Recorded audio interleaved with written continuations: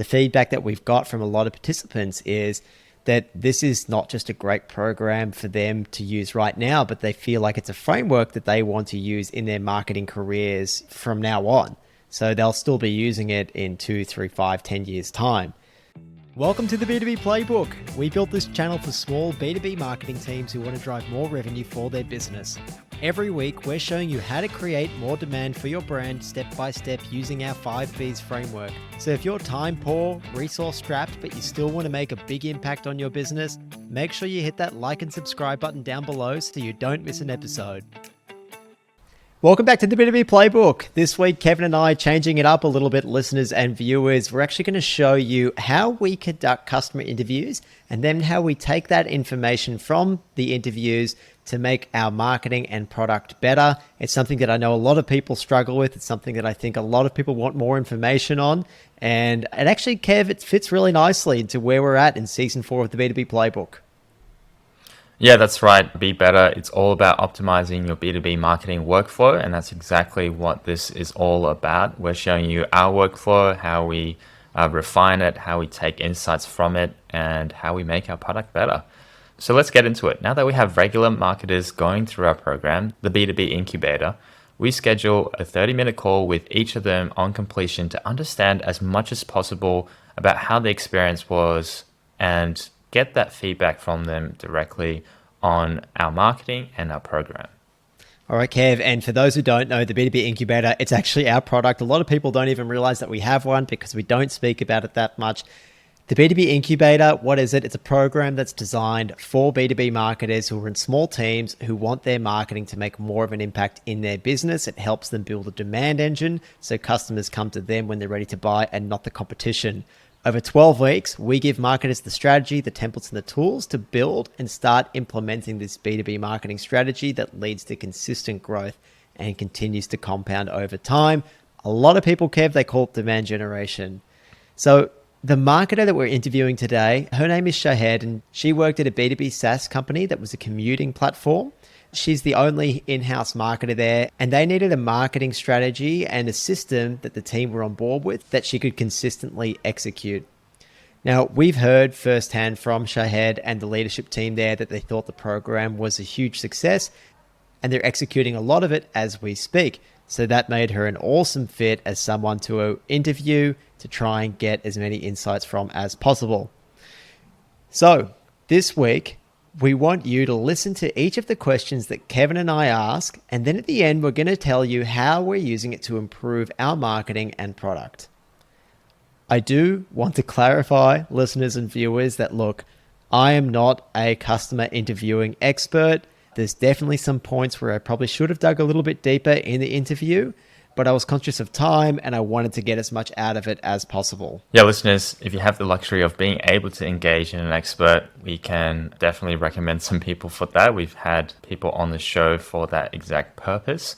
But in the interest of running one-man bands in terms of the marketing team, like George and myself are, we have to do the best we can, and we'll just have to plow on and improve over time with our interviewing skills as well. So don't let that daunt you. Take our example as if we can do it, you can too. But what we really want to show you and have you extract from the interview in this episode is, can you get those big feedback points out of that conversation? For example, we were really looking for the biggest benefits to Shahed personally. We're hoping to understand the biggest benefits to the organization as well. And then we wanted to understand some of the outcomes and best features of the program. And we then wanted to understand how it helped her do her job better. What were the biggest pain points that she experienced prior to joining, and why she ultimately decided to join. All of these things will obviously help us to improve the program as we currently have it. All right, listeners and viewers, with all that said, let's kick into the interview. What were you looking for when you signed up for the B2B Incubator? If you can describe any pains that you and the business were feeling, that would be amazing. Absolutely. So when I joined the business, they definitely had a good idea of who their dream customers were. And they knew that our business's product solved problems for different industries or niches.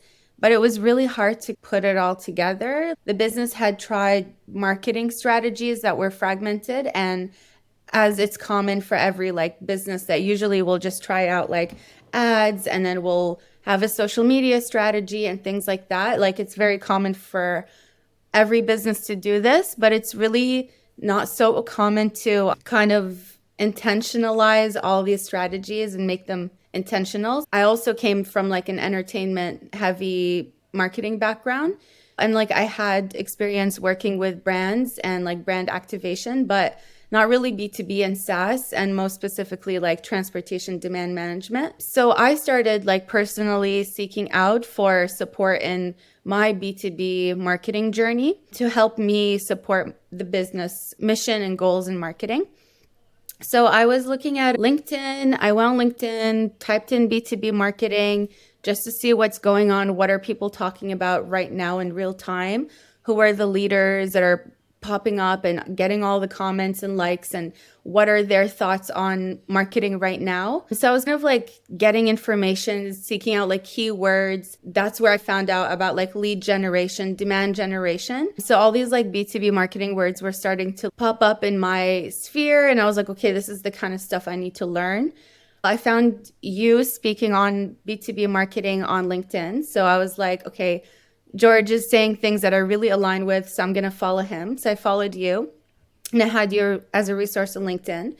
And then there were like a couple other like B2B marketing resources outside of LinkedIn I looked at.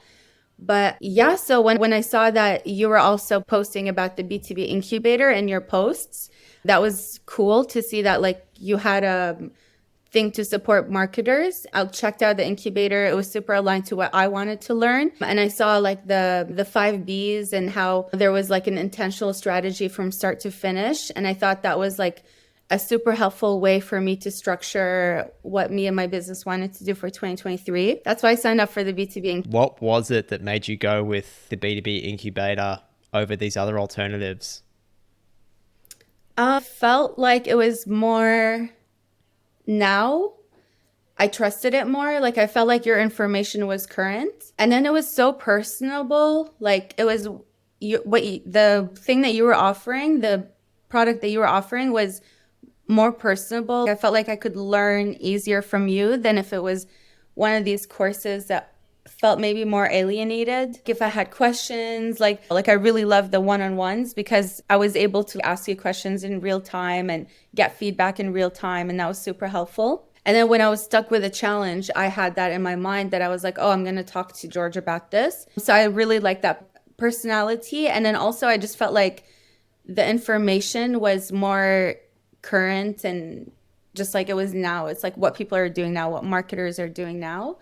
For you personally, what have been the biggest benefits of going through the B2B incubator?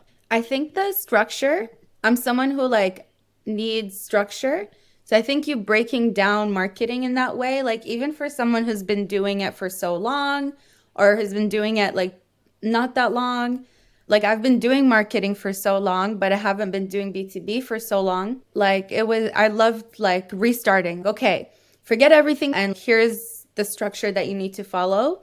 I love that so much. So start from finish structure, and then the templates were super. Again, it's also with the organization, having someone to provide me like the structure, and then I can plug and play from like information I have and information I can act on was super helpful. Awesome. A lot of marketers that go through the program when we speak to, and just a lot of marketers in general, often feel like they have some kind of imposter syndrome or don't fully have confidence in what they were doing. Was that something that you were experiencing at all?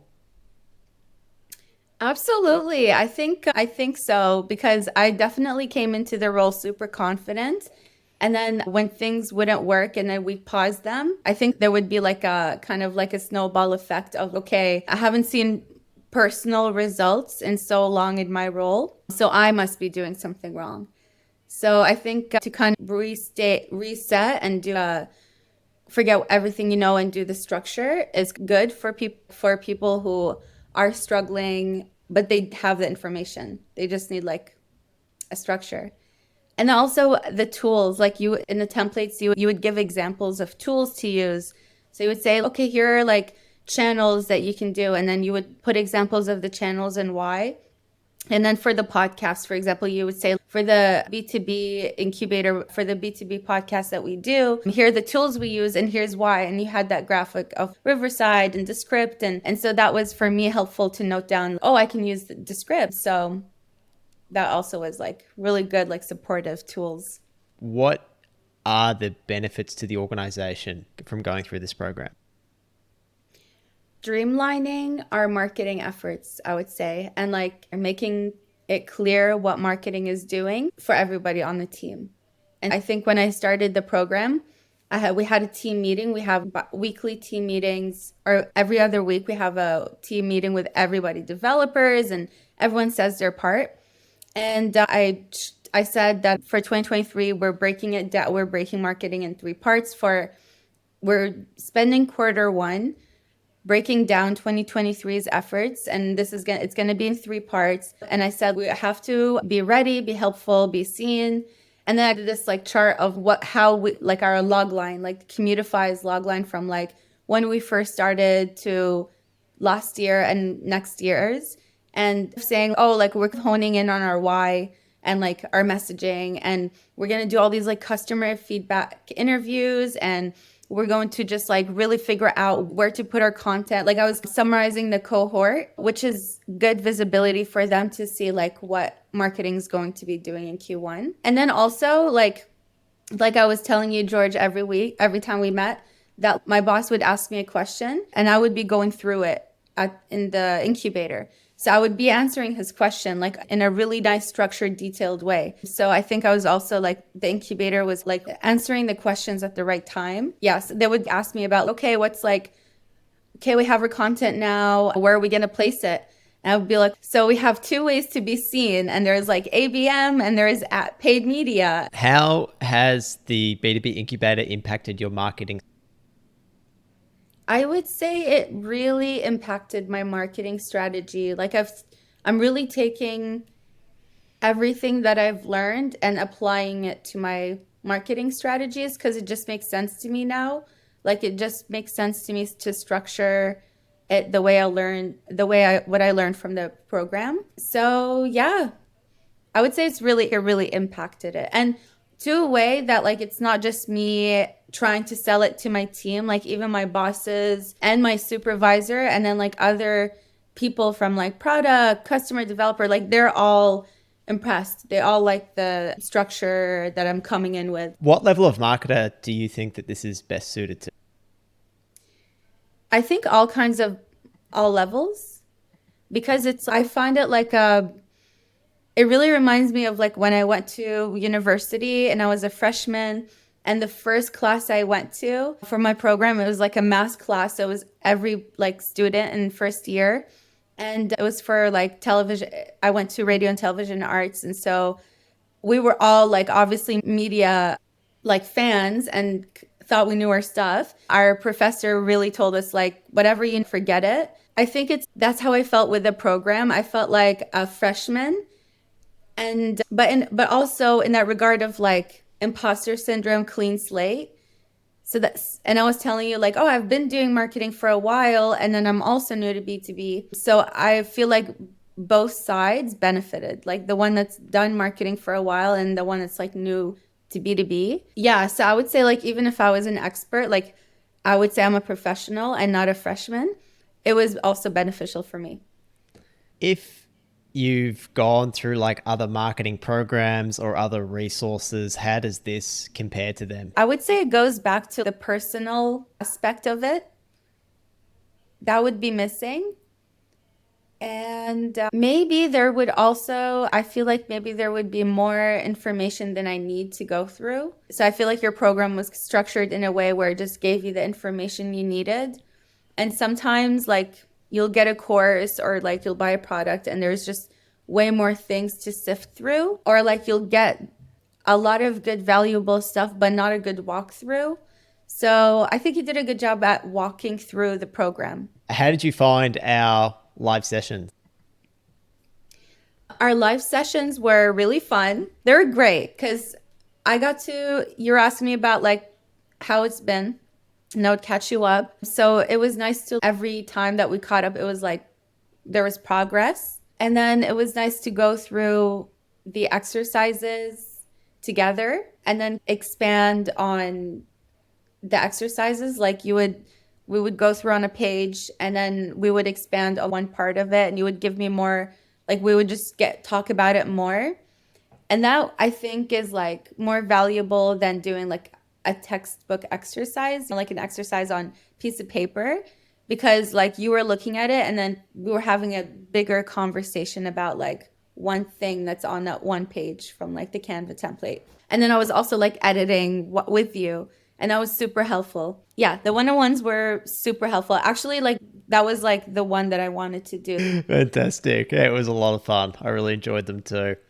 What about the, I guess, the Canva template on the one side? So that overall strategy document, filling that out as you went. Did you find that to be a useful part of the program? Yeah, absolutely. I love the Canva template. I love like watching the exercise on the B2B program.com and then seeing you go through the exercise and I'm like, okay, now I went through that session and I'm like I'm amped to fill out my own paid media channels or like social media channels. And then I like that you made it customizable for the marketer. Like you made it so that it's like a report to give to the team. So yeah, they're super useful. Linking the sheets to the template is also super helpful, especially also with if I was doing a report to my team, I'll be like, and then this is expanding. Here's the content scheduler, and then go to the sheets from the template. So did you find those other templates helpful too, like the ABM template, the Dream 100 template, that kind of stuff? Those templates were super helpful and they were like a crowd pleaser with the whole team. Like from the feedback interview questions, man, that gave me like gold stars for months. Like people were so impressed because it really juiced out valuable information from customers that like again we like guessed in our heads or had ideas or felt or had intuition of like how things were going with their customers, but didn't really know and didn't even record our thoughts anywhere. And so no one really knew what to expect from these customer interviews. But when we were like asking these questions and they were just like saying so many like valuable things and like product feedback. The product feedback was where I was like, oh, this is going to be a crowd pleaser. Because I went back to my CTO and the developers, the product team, and I like told them like, hey, the existing customers love our product so much, and by the way, here are like the things that they like want improved on. And they'd be like, oh, this is like an easy thing to improve, like word, we got it. And like our customer would be happy. And so they were happy to have that synchronicity. And the other templates, like also with the ABM and the social media, just all the templates. And then even the independent one that you gave me, that you provided with like more marketing things that can support the B2B program strategy. That was super helpful. Like also a crowd pleaser with me and my supervisor. And then also because they do synchronize the team, like they do synchronize the product team and the CRM and the sales, and then provide visibility to my CEO. He's such a numbers guy, so he loves that. One of the paid ad templates, the one that has all the revenue and ROI and things like that. So it's great visibility for him to see what marketing's doing. And yeah, so the templates are golden. They're super valuable. Awesome. Do you feel like the program has given you perhaps more clarity on how a content strategy fits into creating demand for your brand? Yeah, absolutely. 100%. I feel like I've walked out with knowledge that was absorbed so fun and casually that it's like water cooler talk. Like I sound so cool talking to my friends now. Like I'll just be like, my friend was talking about wanting to do a podcast, and then I was like, oh yeah, so your podcast is your pillar content and then you can do your blog to repurpose. I swear. And they're like, oh my God, I need to write this down. And yeah, I would be like, oh, you should use Riverside, things like that. So yeah, it's been like, it's made me sound so smart. So What were the best parts or the most useful features of the program? there's a bunch of best parts, like the templates for sure. They're really helped organize information and thoughts and structure. The videos, the walkthroughs of the cohort was a really good way to absorb the knowledge, the information. The templates and like visually too made it also fun, made me want to take part of the exercise, because if it was like a boring one, I'm sure I would have been like subconsciously unmotivated to want to do it or something. But I think I made that comment once or twice to you too. I was like, oh, I really like this template or something. Thank you so much, Ahead. Again, it's been an absolute blast. I'm glad that it's worked out for you guys. And as I said, really looking forward to our 3-month catch up. Wow, Kev, that was a very complimentary interview, I have to say. I promise that we didn't solicit that. Shaheb was not paid to do it. In fact, she paid us to be part of the program, of course. So everything that she said were her own words. Very kind of her. She was a fantastic participant, and I'm glad that she got so much out of it. But we're not here to congratulate ourselves. We want to talk about now, Kev, the information that she shared with us and how we're actually going to use that information to further improve our own marketing for the B2B Playbook, the B2B Incubator, and actually improve the product itself too. That's it. I think the first one we can look at is how we use those insights to map the buying journey. So the first piece of insight that we got and that we could really start to utilize in our own product marketing is that we looked at her buying journey and we try to map the experience of new potential members of the course to that journey. So her journey in this particular case was looking for B2B marketing leaders. She found us on LinkedIn through that process of looking for B2B marketing leaders. She followed our posts, listened to a few podcast episodes, and then eventually saw the B2B Incubator, which she then bought when she was ready. So knowing all that, first off, it's great to know that what we're doing is working. So that's exactly how we planned the different channels, and we hope that it would have that impact, and it's great to have that validation. So that's actually less of a self-congratulatory point, but more that it's a validation that what you've planned is working. It's a signal that what you have planned is in fact coming off, and it's a good sign, obviously, to take forward. We're also trying to cover each of those touch points a bit better in the customer journey in the future. So we're making sure the touch points that Head touched on were still appearing in those touch points, and we're trying to improve on increasing those touch points. Yeah, spot on, Kev. Let's go back to not the good old days, the bad old days, where we try and piece together this customer journey by just diving into Google Analytics. And I'd probably pull through like a page visitors report, whatever it's called in there. And I just wouldn't have been able to piece this together. You're trying to guess it. You're trying to pull some sort of funnel out of the metrics there. But my God, it was so easy to just ask her. And now I know that her initial touch point was like looking for B2B marketing leaders because she wanted to start learning from people. So she obviously had a problem at that point. She wasn't like problem unaware. She was problem aware because she's like, I need to get better at B2B marketing. I want a more holistic marketing approach.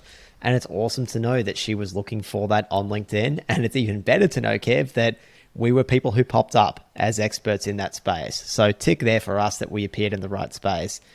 Then she followed our posts and she said that she actually saved a whole lot of our posts over time. She was following us for quite a while. So tick for relevance, I guess, for our content, Kev. We know that it's truly helping our dream customers, especially if they're saving our posts. It's something that they want to follow on and act later. They listen to the podcast episodes. She listened to the podcast episode, which is fantastic. This is like a big effort for us. Of course, it's the main driver behind our content, but it takes time to create these podcasts. It takes time to edit them. So great to verify that's another important touch point in the journey. And then finally, she saw the B2B Incubator. So we mapped her needs to our product. So I suppose a tick there. I think it did take her a while to get awareness around the B2B Incubator. And we have said that the B2B Incubator isn't something that we speak about a lot. So that's probably something to improve on. Yes, lots of great insights there, just from that simple understanding of the journey and what we can do to influence it from our side to make it better for our potential end users. The second great thing that we could do with the insights that we gleaned was to update our positioning and unique value propositions. So April Dunford defines positioning as how your product is a leader in delivering something that a well-defined set of customers really cares a lot about. And so for the B2B Incubator, We really wanted to provide marketing managers the strategy, templates, and tools to generate demand, drive more revenue, and prepare the teams for scale. And Kev, that's how we had imagined that we should have positioned ourselves originally. Of course, you can refine your positioning and change it over time. What's really interesting, Kev, was Shahed in the customer interview, she actually compared us to other more formal education systems. I don't know if you remember, listeners, but she noted that she felt like a freshman starting over when she got into the program. So comparing it to like tertiary education. But she said that it differed from formal learning because we just gave her exactly what she needed. It wasn't like, didn't go over a whole semester. There wasn't a whole lot of useless information. It was like, this is just what you need. Go and use it. But nevertheless, she did compare us to a tertiary education system. She also noted, Kev, that she really liked the support of the live sessions. Now, if we receive more feedback like this, Kev, where people start talking about us in terms of like more tertiary education system, maybe we can test positioning ourselves as an alternative to the formal marketing degree, the same way that Mark Ritson has with his mini MBA, which is like a more generalist marketing program for those who don't know. Ours, in contrast, is very action-based and very outcomes-focused. So at this stage, I am reluctant, Kev, to position ourselves as like a tertiary educator, but interesting nonetheless. Yeah, we agree with that, George. I think our listeners know we're very much practical advice focused. We're much more practical compared to some of the theoretical understandings that are espoused out there.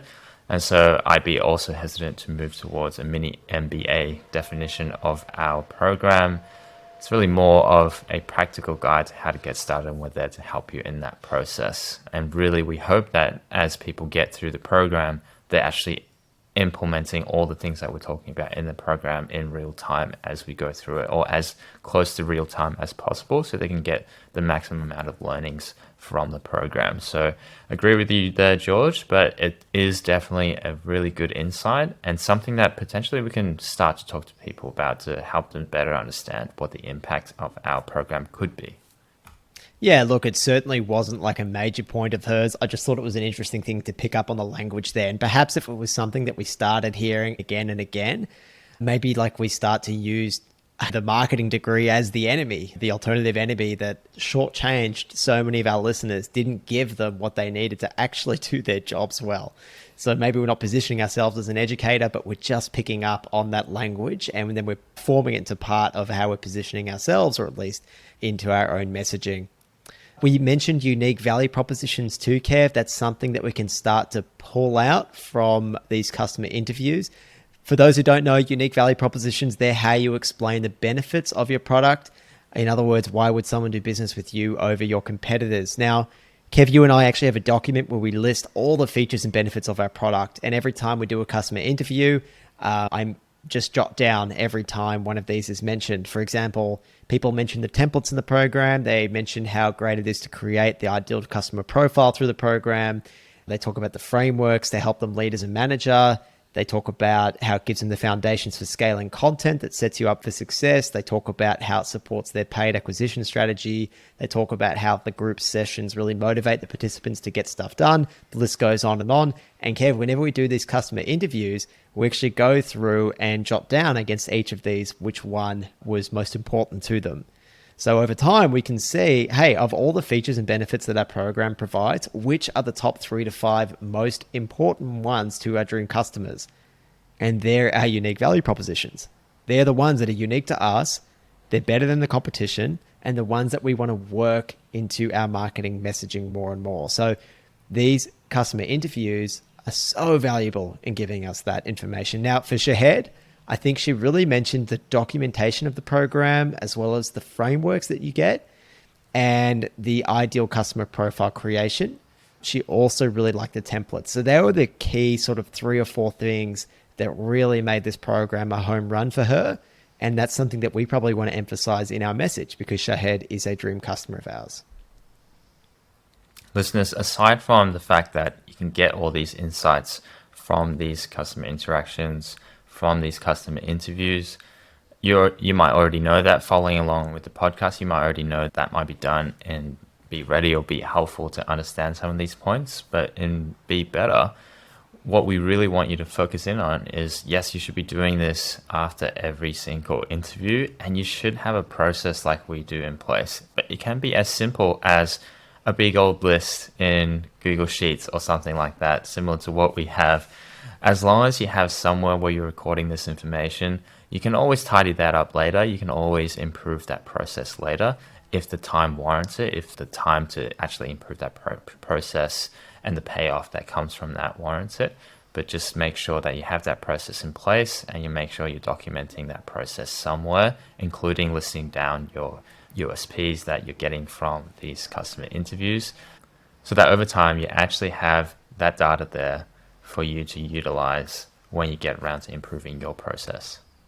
That's it, Kev. And I promise that I'm actually documenting it. You can see it. It's a little messy. It's not perfect. I know it's not perfect, but we are documenting it, and it is something that we can act on. And the more data we collect, the more that we can act on it. It's just about being better, isn't it, George? We're not saying you have to be perfect. Just be a little better every day, and you quickly get to hitting your objectives. That's it. That's it. I'm just trying to be a little better, a little more organized for you, Kevin. Okay, updating our messaging. That's something that you definitely want to do, especially if you've revised your positioning and or reconsidered perhaps the priority of your unique value propositions. I'm not sure that we really have after this interview, Kevin. I think we're pretty close to knowing already what Shahed would get out of it, which is great because I think we already have that close alignment with our dream customers. But if we did want to reorder like the unique value propositions, we would then like really take that information and update that messaging on our B2B Incubator landing page. If Shahed told us that her pain points were like XYZ and we had them listed as ABC, then we definitely want to update those to reflect that on the landing page.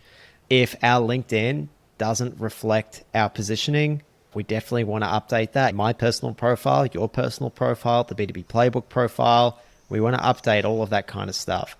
If the main benefits that she got out of the B2B Incubator weren't reflected on our LinkedIn posts when we talk about the B2B Incubator, then we definitely need to rethink that. We need to really hit home those important key things that she got out of the program when we discuss the B2B Incubator on LinkedIn. So make sure you take that information and you actually roll it out across your messaging on all your different platforms. Again, it's a process that you should consciously and actively work on. Obviously, in this case, it's one interview, so it's taking into consideration with the other interviews that we've done, and on balance, we haven't changed a lot recently off the back of this one particular interview, but certainly you can see how listeners and viewers, you can take those insights and you can apply it to your particular business to update your messaging. And I would encourage everyone to do that consciously, because subconsciously, as we go through the analysis of these interviews, as we listen back on them, we will pick up on different things. And when George and I next look at the content calendar, we will start to automatically focus in more on the things that come up more. But that is very subconscious. That is maybe a little bit more hit and miss and on our gut feeling than we would like. And it's important to build a process around that as well. And that's what we're really talking about here. That's it, all about building a process. And Kev, as part of that, from the insights that Shahed gave us, we can actually start to use that information to try and improve the product. She had an awesome idea around having a community for alumni of the B2B Incubator. So once you're actually done with the B2B Incubator, can we have everyone in an alumni group where they discuss how they're continuing to implement this in their business? The feedback that we've got from a lot of participants is that this is not just a great program for them to use right now, but they feel like it's a framework that they want to use in their marketing careers from now on. So they'll still be using it in 2, 3, 5, 10 years time. So having an alumni group could be a really great thing for these people to continue to engage in that. When she mentioned the alumni, Kev, rather than thinking about, what platform should we host it on if we do this alumni program, I just straight up asked her, like, what platform is it that you hang out on most that would be really good for this? And she suggested a couple, which is really useful. Look, to be honest, Kev, we don't really have the resources to support a group like that. It's not enough, as we know from speaking to Katie Ray on that episode around community. It's not enough just to be able to create a place for people to get together. It's work. It's actually work maintaining that community, making sure that everyone's getting value from it, making sure that there's no nasties in it, and we just don't have the resources for it. But We've put that idea in our product development doc, and it's something that we'd love to do one day. That's it. And it's great to get those ideas from these conversations, listeners. You can see that you can actually get a lot of your product ideas from these conversations. You don't need to go out there and reinvent the wheel. A lot of the times, the wider team, the wider community who's engaging with your product will have these ideas for you. And it's helpful that they can give you some prioritization as well, depending on how many people are requesting different things. And of course, we also asked, how can we improve the program? Now, she was very kind and she didn't have too much for us here, just that she never really got the company invoice, which is quite funny and maybe something we should work on getting better as a process. But obviously, it's a great opportunity towards the end there for you to get that insight as well into how you can keep improving the program direct from the horse's mouth. Yeah, Kev, I'm going to portion 50-50 blame there between you and me. You're our process guy, and I'm the one who probably should have done it. So 50-50 blame there. Yeah, no, definitely something that we can improve in our internal processes there. But she was very kind indeed to point that one out for us. All right, listeners, key takeaways for this episode. You need to regularly schedule these interviews with your customers and have a process for documenting and acting on the information you get from them. It's okay to refine and change your positioning and messaging over time as you learn more about why customers love your product or maybe why they don't. And the B2B Incubator has helped marketers like you already. So what are you waiting for? Very good, Kev. Nice little plug there. Full disclosure, listeners, I wrote those key takeaways. I just forced Kevin to do some promotion for us, which he would hate. Anyway, listeners, viewers, you can always find links to everything that we discussed in the show notes. And Kevin and I are so grateful that each week more and more marketers are tuning in every Monday morning by listening to the podcast and watching us on YouTube. And if we can ask just one thing, it would be to please leave us a short review or comment on whatever platform it is that you listen on, or pass it on to someone who you think would really get value from the show. A huge help to whoever comes across it in the future, and we really appreciate it. Take care. Thank you, Kev. A huge thanks to Shahed. Thank you, dear listeners. Catch you next week. Thank you, listeners. Thank you, Shahed. Thank you, George. And catch you all next week. Everybody's so thankful.